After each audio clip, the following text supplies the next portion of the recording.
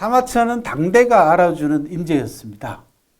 사마천은 아버지 때부터 조상 때부터 사관 집안의 자손으로 태어났고 또 그 아버지 사마담도 평생을 태사령이라고 하는 벼슬에 있었고 또 여러 학자들로부터 공부를 했던 사람입니다. 아버지 때부터. 그리고 아버지가 아들을 위해서 10살 때부터 프로그램을 짜가지고 아들을 그 역사학자로 만들기 위해서 심혈을 많이 기울였지 않습니까? 그래서 그 당시에 여러 젊은 인재들 가운데서도 사마천은 아주 발군의 인재였어요. 20살 때 대여행을 한 2년 내지 3년에 걸쳐서 여행을 끝내고 돌아와서 선생님들을 찾아다니면서 공부를 한 다음에 26살 무렵부터 입사를 합니다. 공무원이 됩니다. 쉽게 얘기하면 옛날 지금으로 표현을 하면은 그 공무원인데 그냥 정식 공무원이 아니고 예비 공무원입니다. 인턴이에요. 그 공무원 이름을 옛날에는 뭐라고 불렀냐면 낭중이라고 불렀어요. 한나라 무제라는 사람은 천하의 인재를 자기 곁에 두는 걸 굉장히 좋아했습니다. 그래서 많으면은 수천 명의 낭중들을 자기 밑으로 거느렸어요.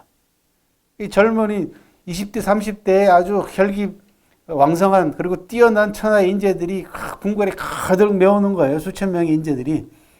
그리고 황제가 어디를 출타하면 쭉 따라가는 겁니다. 황제를 따라가서 견문도 넓히고 또 황제가 궁금한 게 있으면 물어보면 대답도 하고 또 자기들끼리 경쟁도 하고 그랬습니다. 이 낭중의 숫자가 많을 때는 수천 명씩 있었어요.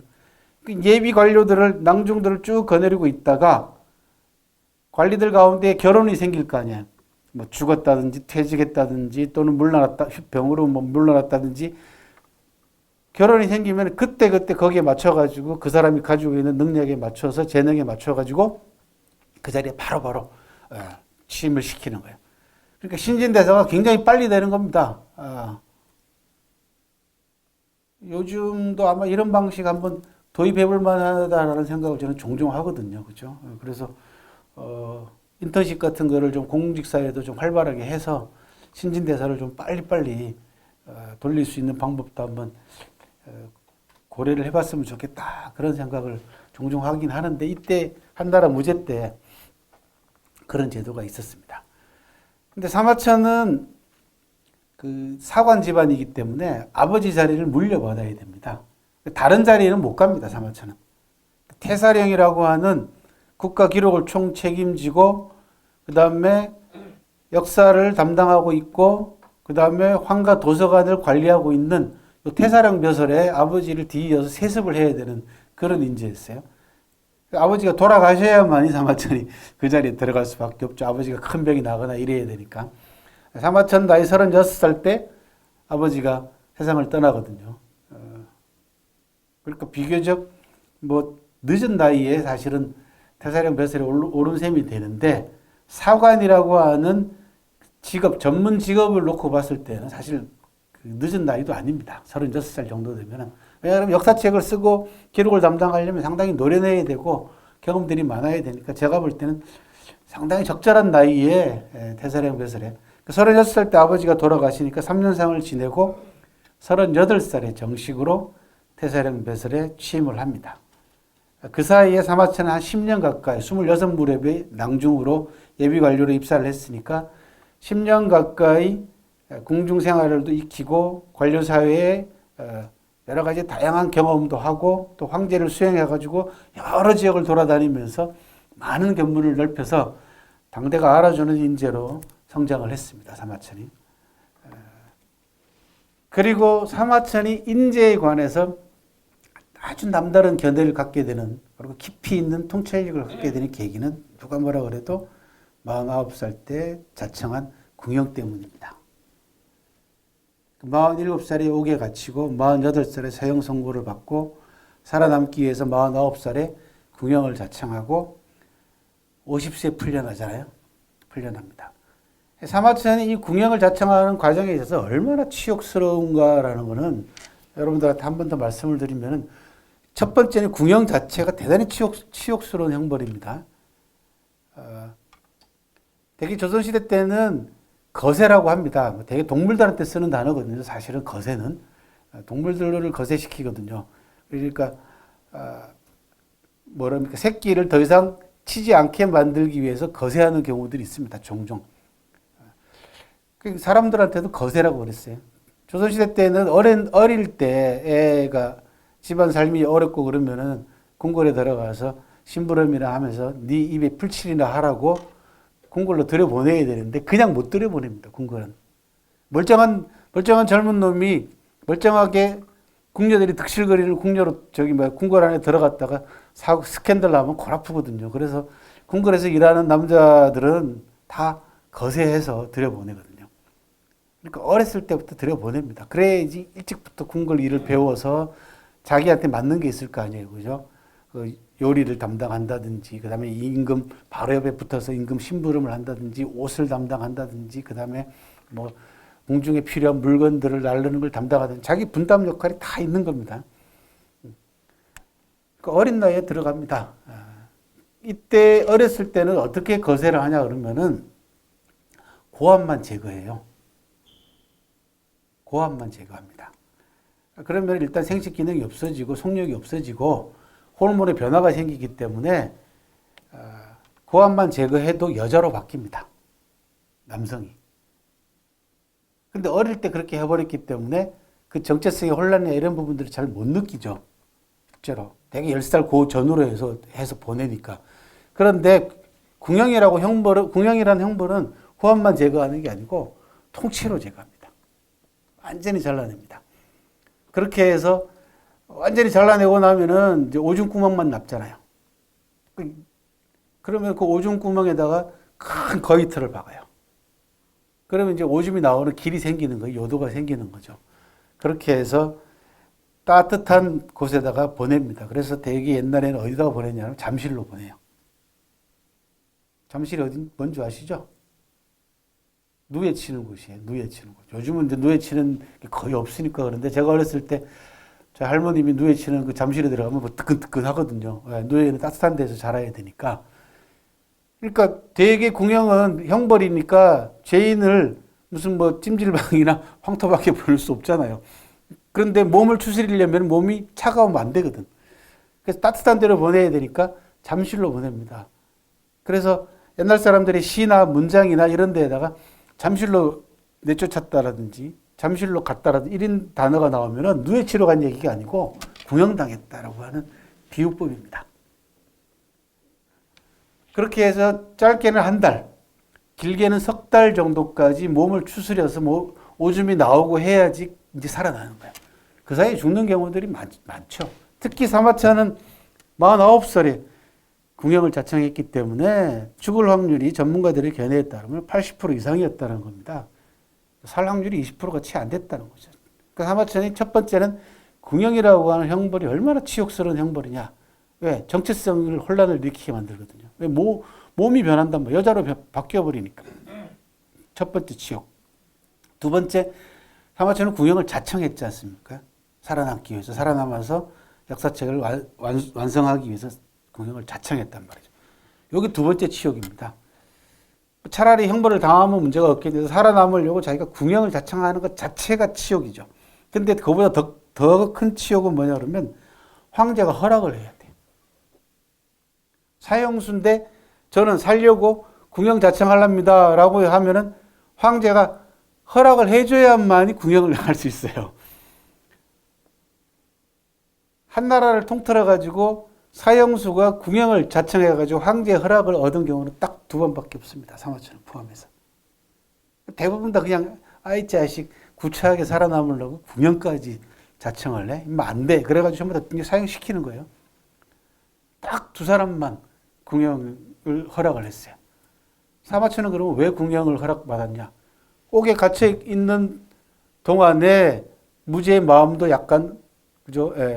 조금 풀렸고 또 워낙 사마천하고 무죄의 관계는 좋은 관계였단 말이죠. 굉장히 아꼈단 말입니다. 그래서 그 제주가 아까워서 궁형을 받아줍니다.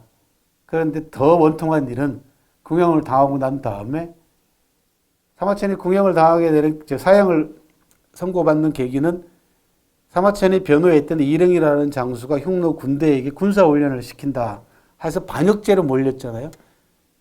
근데 이 보고가 나중에 거짓말로 판명이 나요. 구형당하고 난 다음에. 그래서 사마천이 한나라 무죄가 미안하잖아. 사마천한테 미안합니다. 미안하잖아요. 풀려난 사마천에게 벼슬을 제안을 합니다. 그러니까 황간에게만, 즉 성계를 자르는 내시한테만 주는 중서령이라고 하는 벼슬을 제안을 해요. 웬만하면 안 받겠죠. 예. 왜 이제 억울함이 밝혀졌단 말이에요. 그게 거짓 보고라는 게 밝혀지고 사마천은 얼마나 원통하겠습니까? 근데 황제가 그 중서령 벼슬은 뭐 하는 거냐 그러면 황제 옆에 가지고 황제 허드렛일 심부름하는 거예요. 여러분들 사극에 보면은 내시들이 꼭 임금 따라다니면서 심부름 하잖아요. 왜 책 빼갖고 와라, 뭐 하라. 그럼 청소하고 뭐 이런 거 하는 일이에요. 사마천 이 제안을 받아들입니다. 이것도 사마천의 굴욕입니다. 사마천이 이 제안을 받아들일 수밖에 없었던 두 가지 이유가 있습니다. 첫 번째는 생계죠. 가족을 부양을 해야 된단 말이죠. 먹고 살아야 되지 않습니까? 생계 문제. 두 번째 더 큰 이유가 있습니다. 황가 도서관이 필요해요. 사기를 완성하기 위해서는 자료들이 다 보관되어 있는 궁궐에 도서관이 필요합니다. 이 도서관을 드나들어야 될 거 아니에요. 그렇게 해서 사마천이 정말 치욕스럽게도 자기한테 사형 선고를 하고 또 궁형을 자청하게 만든 한나라 무죄 얼굴을 또 봤어요. 이게 정말 사마천은 궁형을 전후로 해서는 정말 굴욕과 치욕 속에서 살았습니다. 그러면서 이 3년 가까이 걸친 투옥, 그 다음에 사기를 완성하기까지, 세상을 떠나기까지 과정에서 사마천은 사람이라고, 인간이 도대체 어떤 존재인가라는 부분에 대해서 아주 치열한 고민을 합니다. 인간의 본질에 관해서 사마천이 깊은 통찰을 하게 되죠. 인간이 과연 악한 존재일까, 선한 존재일까, 이기적인 존재일까, 탐욕스러운 존재일까, 이런 문제들에 관해서 사마천이 깊이 있게 고민을 하죠. 그 결과 사기에 묘사되어 있는 인간들이 그렇게 다양한 인간들로 묘사가 됩니다. 그러니까 뭐 여러분들은 어떠실런가 모르겠습니다만은 이게 사람이 한 몸에 그죠? 다양한 모습을 갖고 있어요. 아닌가요? 인간은 굉장히 다면적인 입체적인 존재입니다. 때로는 덜 나위 없이 착했다가도 때로는 참으로 표독스럽게 짝이 없다가도 그죠? 아주 사악하다가도 아주 착하다가도 또 아주 이타적이었다가도 아주 이기적이고 그죠? 상황에 따라서 인간의 모습이 참 다양하게 변합니다. 그건 변한다기보다는 원래 인간 내면에 그런 요소들이 복합적으로 존재하는 게 아닌가. 그게 상황에 따라 가지고 또 환경이나 교육에 따라 가지고 그런 여러 가지 요소 가운데에서 한 요소가 불거져 나오는 그죠? 그쪽만 발달하는 경우가 있고 이건 환경입니다. 어쩔 수 없이 교육의 환경이고 부모의 가르침이고 가정교육의 이런 거에 따라 가지고 한쪽이 발달하는 거죠. 이기심이 발달하고. 그래서 제가 교육 문제를 자꾸 말씀드린 이유가 거기 있습니다. 무조건 경쟁 위주로 해가지고 공부만 잘하면 모든 걸 다 용서받는 이 시스템 속에서, 이 환경 속에서 애들이 자라게 되면 결과적으로 나만 알게 되는 겁니다. 그리고 지는 걸 견디지 못하죠. 무조건 이겨야 되는 거예요. 그러면 수단과 방법을 가리지 않는 겁니다. 지금 우리나라 사법부 적폐를 보게 되면은 딱 제 말씀이 그대로 적용됩니다. 그 사람들 맨 육법 변서만 앉아가지고 꼴방에 처박혀가지고 뭐 독서실에 처박혀가지고 사법 공부한다고 육법 변서만 읽고 가서 출세하고 존경받고 가서 판사 됐는데 자기 자리들 지키고 자기들이 기득권을 누리려고 수단과 방법을 가리지 않고 온갖 탈법, 불법을 저질러가지고 지금 하루씩 드러나고 있지 않습니까? 이게 못된 정치가들보다 더 정치적으로 놀았다라는 것이 지금 지난 10년 동안 사법부가 완전히 망가진 상태입니다. 그래서 이 다른 분야의 적폐보다 이게 사법부의 적폐가 이게 우리나라에 아주 심각한 후유증을 남길 것 같습니다. 왜냐 그러면은 법치주의 사회에서 또 특히 자본주의 사회에서 온갖 모든 갈등과 모순들을 해결하는 게 전부 다 법으로 해결하고 있지 않습니까? 모든 것들이. 그런데 그 법을 담당하고 판결을 내리는 사람들이 썩어 있기 때문에 이게 백성들이 어디 가서 자기 자신의 억울함을 호소해야 될까? 이게 지금 우리나라의 큰 문제 가운데 하나입니다. 왜 그러냐면 이게 인성교육을 안 받았거든요. 이 사람들이. 공부만 잘했거든요.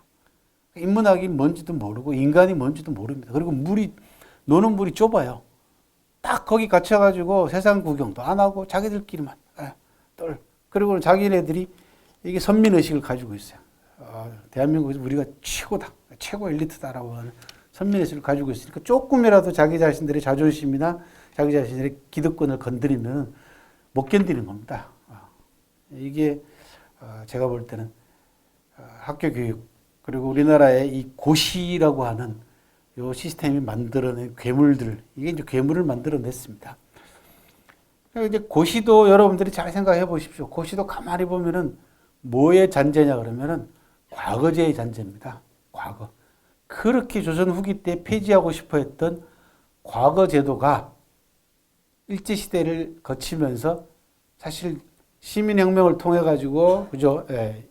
왕조 체제가 우리 손으로 넘어뜨리고 민주주의를 획득을 했더라면은 과거제가 폐지됐을 겁니다. 근데 이게 그런 근대 민주화 운동이 막 싹 틀 무렵에 나라를 빼앗겨 버리는 바람에 단절이 돼 버렸어요. 36년 동안을. 그리고 미 군정 체제에는 또 일제시대 때 식민 통치 잔재를 부활시켜 버렸습니다. 그러다 보니까 고시제가 부활돼 버렸네요. 과거제가 부활된 겁니다. 쉽게 얘기하면은. 예. 옛날에 과거 시험에 합격만 하면은 모든 게 다 보장되는 그런 제도가 여기도 마찬가지로 들어옴으로써 그게 좀 더 경로가 많아졌죠. 옛날에는 문과하고 문과밖에 없었지 않습니까? 그죠? 근데 이제 여기 들어오면서 법관, 옛날에는 중인들이 하던 이 사법부의 고시제도가, 과거제도가, 그 다음에 뭐 공무원들, 그죠? 행정고시, 그 다음에 외무고시, 그 다음에 요즘은 임용도 고시, 그죠? 교사가 되는 임용까지. 이게 전부 다 시험을 통해가지고 성적만 좋으면은 그냥 높은 자리 가거나 생활이 보장이 되고 하다 보니까 기득권화 돼버렸습니다. 이게 우리나라가 이 고시제도를 좀 심각하게 좀 개혁해야 될 필요가 있지 않냐라는 그런 생각을 요즘 많이 합니다. 사마천 그렇게 해서 살아남아서 죽기 전까지 사기를 완성하는 과정에서 그리고 지금까지 살아온 경험과 모든 것들을 총 결합하고 생각하고 해서 사람이 얼마나 중요한 존재인가라는 부분들을 정말 절실하게 깨닫게 됩니다. 그런 사마천의 인재관이 가장 잘 반영된 것이 70권에 해당되는 열전입니다. 사마천의 사기는요, 모두 130권이고 그 가운데 112권이, 112권이 한 86% 정도 될 겁니다. 사람에 대한 기록입니다.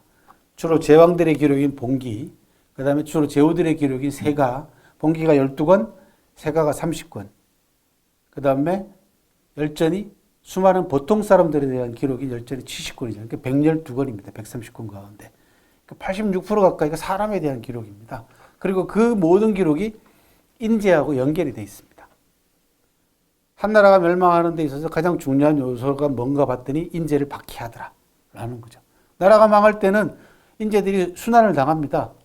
사마천은 뭐라고 얘기를 했냐 그러면 나라가 잘 될 때는 상스러운 징조가 나타나는데 뛰어난 사람들은 현자들은 기용되고 소인배들은 물러나더라. 나라가 망할 때도 징조가 나타나는데 간신배들이 귀한 존재가 되고 현자들은 쫓겨나더라. 라는 그런 현상들을 역사의 법칙 같은 것을 발견해냈습니다. 그래서 그런 유명한 명언들로 남겨놓은 겁니다.